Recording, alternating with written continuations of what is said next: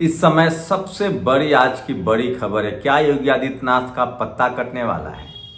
क्या बीजेपी को लग गया हरियाणा जीतने के बाद कि बगैर एससी एसटी ओबीसी को रिप्रेजेंटेशन दिए हुए चुनाव नहीं जीत सकते? और खासकर यूपी में जहां सबसे ज्यादा बहुजन आंदोलन है, मान्यवर कांशीराम साहब की कर्म स्थली है, बीएसपी सुप्रीमो मायावती, मुलायम सिंह यादव, उसका सामना बीएसपी और समाजवादी पार्टी जैसे नेताओं दलों से है जो बहुजन दल हैं।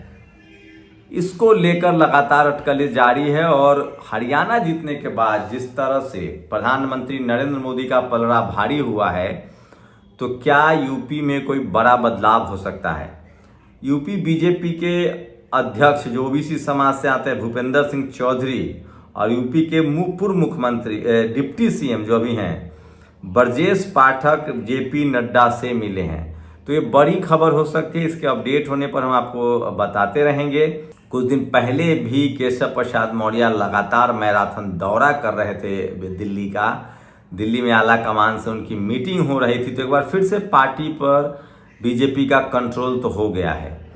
लगातार आरएसएस प्रधानमंत्री नरेंद्र मोदी पर दबाव बना रही थी, लेकिन हरियाणा जीतने के बाद वो दबाव कम हुआ है और अब लग रहा है कि नरेंद्र मोदी पार्टी ही नहीं, उन तमाम नेताओं को साइड कर सकते हैं जो आरएसएस खेमे में हैं और जो उनके रास्ते का रोड़ा बन सकते हैं। नितिन गडकरी वो नाम हो सकता है, योगी आदित्यनाथ से 36 का आंकड़ा है वो भी हो सकता है, क्योंकि नरेंद्र मोदी के बारे में कहा जाता है कि वो दोस्तों को भूलते नहीं और राजनीतिक प्रतिद्वंदियों को वो छोड़ते नहीं है। सोचिए किस तरह से बीच में आरएसएस ने कोशिश की थी कि वसुंधरा राजे, जिसे 36 का आंकड़ा है प्रधानमंत्री नरेंद्र मोदी और अमित शाह का, उनको पार्टी का अध्यक्ष बनाया जाए, या संजय जोशी आरएसएस का पुराना चेहरा, गुजरात के समय से नरेंद्र मोदी से 36 का आंकड़ा था, उनको आरएसएस कोशिश कर रही थी कि बीजेपी के अध्यक्ष पद पर बैठाया जाए।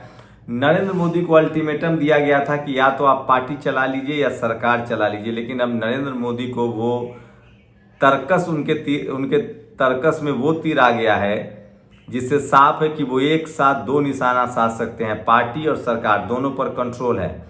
और ये सब इसीलिए हुआ क्योंकि अब उनके पास दिलीप मंडल जैसे लोग हैं जो एससी एसटी ओबीसी की राजनीतिक सामाजिक समझ रखते हैं और एक जीती हुई बाजी में हारी हुई बाजी को जीती हुई बाजी में पलट दिया। हरियाणा में खुद बीजेपी वालों को पता नहीं था कि वो जीतेंगे, लेकिन जिस तरह से दिलीप मंडल ने खासकर एससी एसटी ओबीसी हुड्डा के समय जो कास्ट एट्रोसिटी हुई थी, जो रिजर्वेशन खत्म हुआ था, उसको जिस तरह से उन्होंने मुद्दा बनाया, उसके बाद जिस तरह से बीजेपी की वापसी हुई वो शानदार थी। और हरियाणा जीतने के बाद बीजेपी, सोचिए जम्मू कश्मीर में भी बीजेपी ने कांग्रेस से तो बेहतर ही प्रदर्शन किया है। वो भले 25 सीट के आसपास अटक गई है, लेकिन जम्मू में तो उसका वर्चस्व है। श्रीनगर में वो नहीं जीत पाई है, उसके पास लॉजिक है कि मुसलमान हमें वोट नहीं देते हैं, लेकिन कांग्रेस के पास कुछ भी नहीं था जम्मू कश्मीर में भी। हरियाणा भी गया, जम्मू कश्मीर भी गया। मैं फिर कह रहा हूँ, कांग्रेस अभी भी सवर्ण नेताओं पर टिकी हुई है और कांग्रेस और बीजेपी का जो वार है वो आगे बढ़ता हुआ दिख रहा है।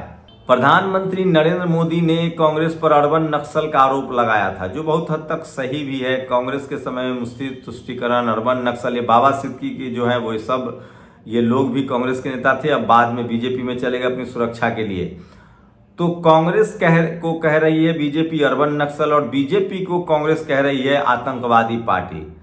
क्या लगता है कौन सही है? मुझे तो लगता है ये दोनों सही बोल रहे हैं और ये दोनों आपस में नूरा कुश्ती करते हैं। एससी एसटी ओबीसी लीडरशिप को इससे सावधान रहना चाहिए और आपका राजनीतिक सामाजिक भागीदारी कैसे मिलता है इस पर आपको जोर देना चाहिए। तो ये बड़ी खबर है जो सोशल मीडिया पर वायरल है। वहीं बिहार नेता गिरिराज सिंह 18 अक्टूबर को पूरे बिहार में हिंदू स्वाभिमान यात्रा निकालने जा रहे हैं। पहले खुद बताएं भूमिहार हैं या हिंदू। अगर हिंदू हैं तो खुद के परिवार, रिश्तेदार और जाति की शादी विवाह और रोटी बेटी का रिश्ता कितने एससी एसटी ओबीसी समाज के साथ हुआ है, चाहे वो कुर्मी हो, यादव हो, कुशवाहा हो। अगर नहीं तो फिर कैसे सब हिंदू हुए? जमाना बीत गया दिन दहाड़े मूर्ख बनाने का। अब दलित, पिछड़े और आदिवासी आपके जाल में नहीं फंसेंगे। उदित राज जी ने तो कुछ और समाज का नाम लिखा है। उन्होंने मुसर समाज, पासवान समाज, रविदास समाज और यहाँ तक कि रजक समाज का भी नाम लिखा है कि क्या इनके यहाँ रिश्ते हैं। तो ये भी बात उदित राज की सही है। बीजेपी कह रही है कि कांग्रेस जो है वो अर्बन नक्सल है, ये भी बात सही है। कांग्रेस कह रही है कि बीजेपी आतंकी संगठन है, ये भी बात सही है। और उदित राज जो कह रहे हैं वो भी बात सही है। तो ये तमाम बड़ी खबरें हैं जो सोशल मीडिया पर वायरल है और वो तमाम खबरें हम आपके लिए लेकर आते हैं जो आपके लिए जानना ज़रूरी है। सोचिए, गोवा में बच्चों को, स्कूली बच्चों को अंडा नहीं मिलेगा। मैं फिर कह रहा हूँ, ये लोग आपके बच्चों को कमज़ोर बना रहे हैं। जब सरकारी नौकरियां तभी तक चलने दिया इन लोगों ने जब दलित पिछड़े रेस में नहीं थे, पढ़े लिखे नहीं थे। जब पढ़ लिख गए तो प्राइवेटाइज कर दिया। सरकारी स्कूल तब तक चलने दिया जब तक दलित पिछड़े स्कूल नहीं आ रहे थे। जब स्कूल आने लगे तो उसको बंद कर दिया। अब दलित पिछड़ों के बच्चे स्कूल में मिड डे मील में अंडा खा लेंगे, पौष्टिक हो जाएगा तो नुकसान हो जाएगा, इसलिए वहाँ भी स्वस्थ नहीं रहने देना है। गौरी लंकेश के हत्या के आरोपियों को फूल माला से स्वागत किया गया है उनको जमानत मिलने पर। और गुजरात की जेल में बंद अपराधी जेल से कैसे हत्याएं करवा रहा होगा, इस सवाल का जवाब चौथी क्लास का बच्चा भी दे सकता है। विनोद कापरी ने सवाल पूछा है।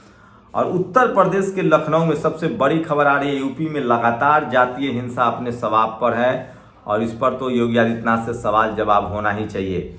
अगर आप हरियाणा में चुनाव जीतते हैं कास्ट एट्रोसिटी पर जाकर, कास्ट एट्रोसिटी के खिलाफ हैं आप, तो यूपी में भी बोलना चाहिए। उत्तर प्रदेश के लखनऊ के विकास नगर में 10 अक्टूबर को लगभग रात के 10 बजे अमन गौतम को 4 पुलिस वाले अपने साथ ले जाते हुए सीसीटीवी फुटेज में दिख रहे हैं। पीछे अमन गौतम का परिवार भी दिख रहा है, लेकिन पुलिस का दावा है कि अमन गौतम जुआ खेल रहा था। दबिश दी गई तो वह बेहोश हो गया और अमन के परिवार वालों का आरोप है कि अमन की जागरण की तैयारी कर रहा था, पुलिस ने उसे मार दिया। उत्तर प्रदेश की पुलिस बार बार सवालों के घेरे में आ रही है, आखिर इससे के लिए कौन जिम्मेदार है? क्या यूपी योगी सरकार की कानून व्यवस्था ध्वस्त है? लक्ष्मण यादव ने ट्वीट किया है। दिल्ली से दुखद खबर है। दिल्ली के सरोजनी नगर में एक सीवर टैंक में जहरीली गैस से 2 सफाई कर्मचारियों की मौत से स्तब्ध हूं। सोचिए, देश की राजधानी दिल्ली में सफाई कर्मचारी मर रहे हैं क्योंकि उनकी जाति है। जिस दिन इस देश के हर लोगों को सफाई कर्मचारी, मुझे लगता है जो हिंदू यात्रा निकाल रहे हैं उनको सफाई कर्मचारियों की जाति पता करनी चाहिए। और अमन गौतम की मौत को लेकर लगातार लोग सवाल पूछ रहे हैं। और ये देखिए, ये नारा भी सुन लीजिए। उत्तर प्रदेश में बीजेपी विधायक योगेश वर्मा को जिस शख्स ने मारा था उसके पक्ष में जयकारे लग रहे हैं। जातिवाद का असली रूप। दलितों, पिछड़ों और आदिवासियों पर जितना अत्याचार करेगा उसे उतना ही सम्मानित मिलेगा। अवधेश सिंह नाम है इस शख्स का। इस शख्स ने बीजेपी के ही पिछड़े समाज से आने वाले विधायक को मारा था।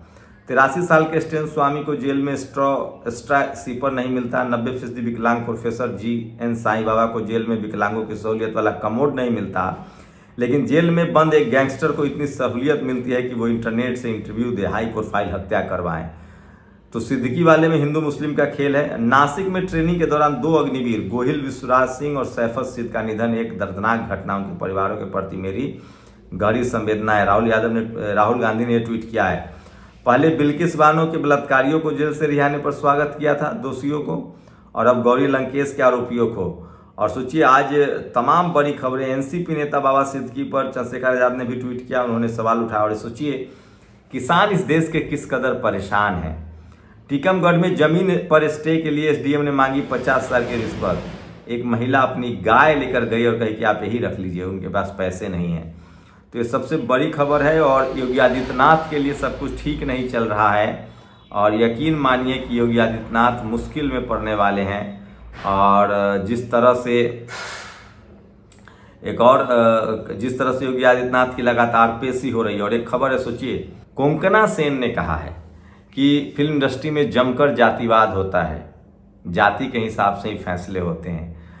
और सोचिए, इस देश में तमाम टीवी अखबार के पत्रकार और जो हिंदू बने घूम रहे हैं लोग, SC ST OBC के लोग, आप सफाई कर्मचारी हैं, आप अपने जातिगत पेशा में हैं, आप जूता बना रहे हैं, चमड़े का काम कर रहे हैं, सफाई कर्मचारी हैं, तो आपसे कोई जाति नहीं पूछेगा, उसको पता है आपकी जाति। एक वाल्मीकि समाज के युवक ने पूछा कि हमारी तो जाति नहीं पूछेगी, मैं खाना पहुंचाता हूं। आशा किरण लंदन में रहती, उन्होंने पूछा कि आप पहले वाल्मीकि नाम से होटल खोल के देखिए, तब पता चलेगा जातिवाद। तो सोचिए, ब्राह्मण अपने घर में पुस्तक रखते हैं, ठाकुर बंदूक और तलवार, वैश्य धन रखते हैं, शूद्र नींबू मिर्च और फटा जूता टांगते हैं। तो लगातार कर्मकांड, अंधविश्वास के खिलाफ लोग लिख रहे हैं। और जयपुर में एक जलती हुई कार चलने लगी। हम तस्वीरें नहीं दिखा सकते हैं, कॉपीराइट आएगा। तो ये तमाम बड़ी खबरें हैं जो सोशल मीडिया पर वायरल है। क्या होगा योगी आदित्यनाथ का भविष्य? क्या बीजेपी कोई बड़ा फैसला करेगी या ये रूटीन नूरा कुश्ती है? शुक्रिया। नेशनल दस्तक की आपसे गुजारिश है कि अगर इसको बचाना चाहते हैं तो नेशनल दस्तक को सब्सक्राइब करने के लिए रेड कलर के सब्सक्राइब बटन को दबाएं, फिर बेल आइकन की घंटी दबाएं। नेशनल दस्तक को बचाने के लिए बहुत जरूरी है कि हर खबर को शेयर करें, लाइक करें, कमेंट जरूर करें।